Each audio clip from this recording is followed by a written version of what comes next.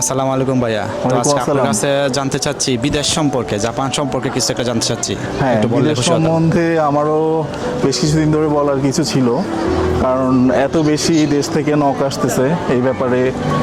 সবাই আসতে চায়, হ্যাঁ, জানতে চায় এই ব্যাপারে। সো এটার ব্যাপারে আমার আসলেই বলার একেবারে সংক্ষিপ্ত কিছু বলার আছে। দুইটা জিনিস বলবো, সেটা হচ্ছে প্রত্যেকটা বাঙালিরই একবার করে বিদেশ আসার প্রয়োজন, যারা আসেনি এখন পর্যন্ত।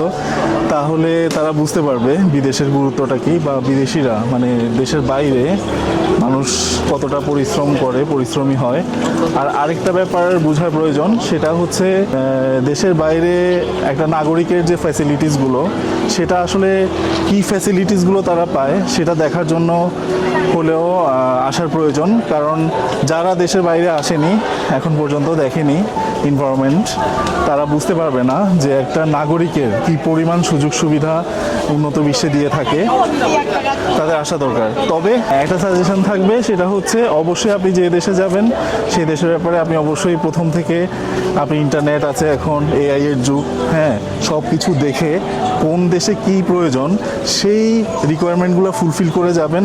এখন আসলে ভাই ওরকম কোনো ব্যাপার নেই যেটা হচ্ছে আমাকে কোনো একটা দেশে ছেড়ে দিলেই হলো, এরকম আসলে হবে না কখনো।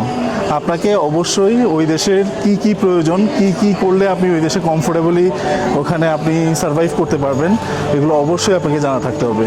ধন্যবাদ, দেখা হবে আবারও।